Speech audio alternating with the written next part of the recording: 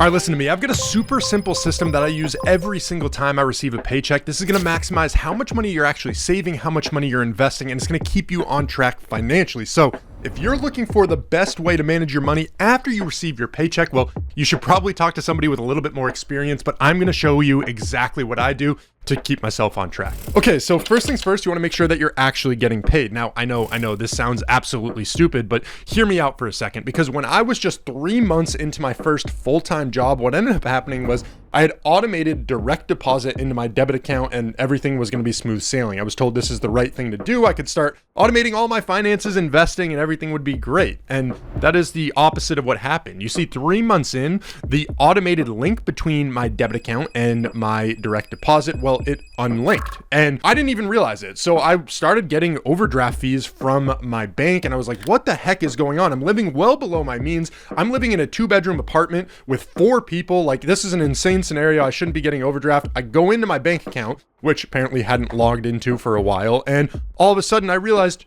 shit, I'm not actually getting paid for the work that I'm doing. It was brutal. It was really eye-opening for me. And so ever since then, as part of my paycheck routine, I actually go in and just make sure the funds have hit my account. You never know what could happen, so you want to make sure you're on your toes and can react and reach out to whoever you need to reach out to if you're not getting paid. Now, most of the people watching this video probably don't really enjoy working, let alone working for free. So definitely this is like a no-brainer step 1 for me. Okay, so step 2, you got money in your account, you're feeling good, you just checked and everything's there. Fantastic, you rock. Now the next thing is you want to make sure that you're paying down any of those bills that you have, the essentials, the necessities, whatever that is. But what I tend to do is look at any of the debt that I have. I pay off all of my credit card debt, and you should too. You should be using your credit card almost like a debit card, and make sure that you have the funds with any of the purchases that you're going to make. So I just usually will, as I'm spending money on my credit card, just automatically go into my bank account and just make the payment on the credit card. So I just double check. After I've looked at my funds, I make sure that my credit card bill is completely paid off. And that's because I am in the fortunate position of being relatively debt-free. The only debt that I have is on my mortgage on this rental property that I own. So I'm looking pretty solid in that realm. And I just want to make sure that I'm staying on top of any of the debts that I do have. If I owe anybody money, anything that's going on, people that are shaking you down, you want to get them off your tail and feel pretty confident about the direction that you could head financially. Okay, now the third thing that I do is my debit zero. You see, after you get to a solid spot financially, I like to pick a number in my checking account that I have and make sure that I never go underneath that value. It's something that just makes me feel a little bit comfortable. So every time I go in and check my bank account, I know that I've got, a decent chunk of change in there. And so with my checking account, what I like to do is just have $5,000 in there just in case. You never know what's going to happen. I want to make sure that I'm feeling confident with that checking value. Now, why do I choose $5,000? Honestly, there's no rhyme or reason to it. It just feels like, I could comfortably get by at least a month off of $5,000 with all the necessities that I have, and anything extra. Honestly, it could probably stretch me to closer to 2 months, if not beyond that. So I just want to make sure that I'm feeling good. That is my net zero. I worked up to have that balance. That's not even my emergency fund. It's literally just money that I have in a checking account that gives me peace of mind so I can sleep well at night knowing, hey, you've got this expendable income if you need it.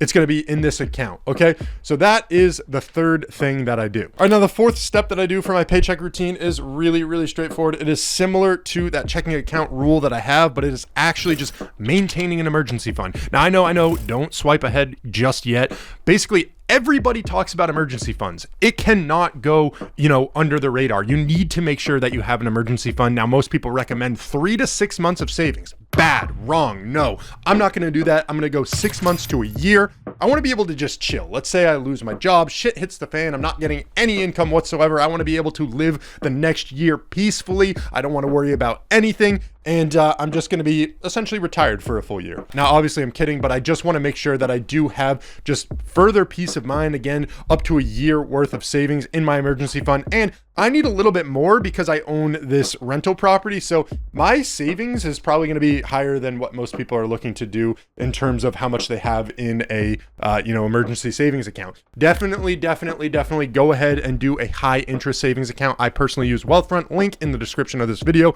But what that's going to do, it's going to let you earn a little bit of interest, about 4%, 3.5%, 4%, I think is what it is right now. So just double check that. But on top of that, mine, if you just were curious about it, so I could flex a little bit here, mine is 30 grand. Now, right now, I'm actually not at 30 grand because I decided to take about 7K, roll it into my Roth IRA. And basically with that, now I know that I've already maxed out my Roth IRA for 2025.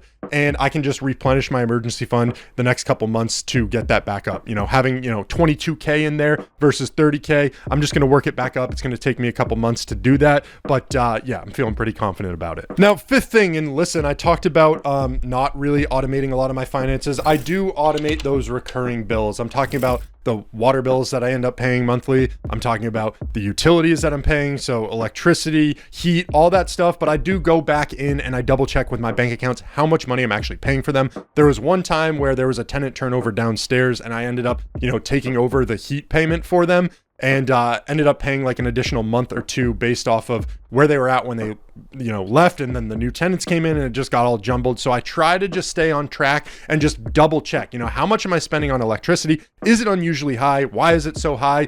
My girlfriend might have left the towel warmer on a little bit too long. I'm just kidding. That's usually me. I always forget, besides the fact. Anyways, I just want to make sure that all of those essentials are taken care of. And then any manual bills, because I do like actually paying some of them manually. And I know I said I automated my water bill. That's one that I like paying manually because I have to go in there and basically, I don't know. I just, don't judge me. I like doing some of them on manual. So I will go through, I will check all of those off, make sure that they're all completely paid off using that new paycheck, and then, go on to step number 6. Okay, now keep in mind, as I am spending all of this money, as I'm paying bills, as I'm tracking my finances, I use one source of truth for that, and that is an Excel budgeting spreadsheet. Now, I don't automate my spreadsheet, really. I want to go in there. I want to feel the pain, again, manually, have to go in there and input different values that I've been spending money on. It is what keeps me on track. I know that everybody wants to be lazy. Everybody wants to set up automatic finances and all of this stuff. But the truth of the matter is, when I've done that in the past, I have not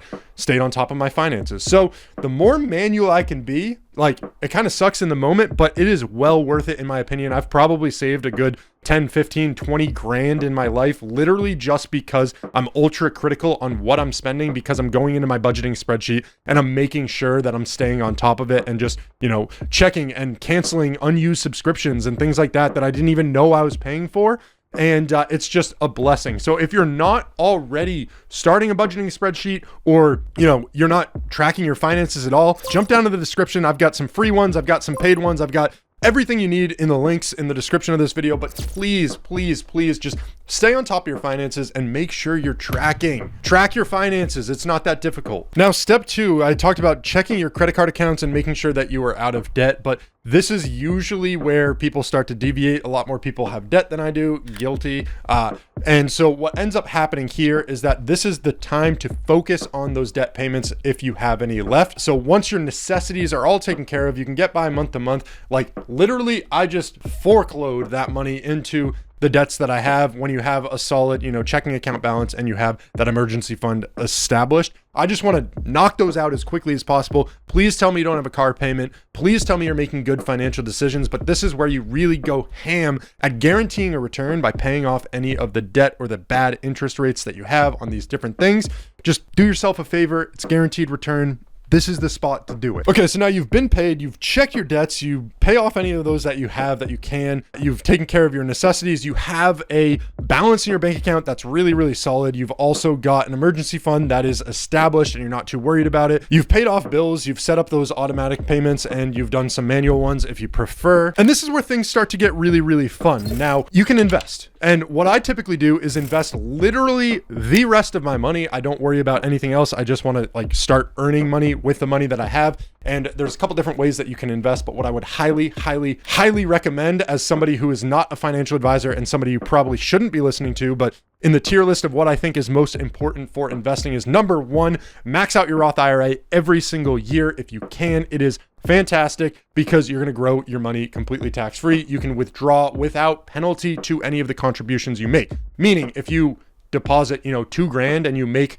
$500 off of it, your account value is now $2,500. Well, you can withdraw $2,000 penalty free and then use that other $500 in retirement. But obviously you'd have a lot more money as you get closer. That was just a number for the scenario's sake. On top of that, with investing, if you have a 401k in your company and they have a match, at least get the match with your 401k. And then I've actually started doing more individual investing and saving for more rental properties. But again, that is going into a either Robinhood account, a Webull account, wherever I've set up my brokerage, just to funnel more money into. And this is where it gets really fun, because you can be creative as an investor. Whatever keeps you putting more money into the stock market, whatever keeps you buying more things that are going to leverage your money to work for you, and you are not working for your money, that is what you're going to want to do. And you can just go hard at this because you got nothing else. You got no debts, you got no expenses, you've taken care of everything that you need to take care of, and now it's all about wealth building.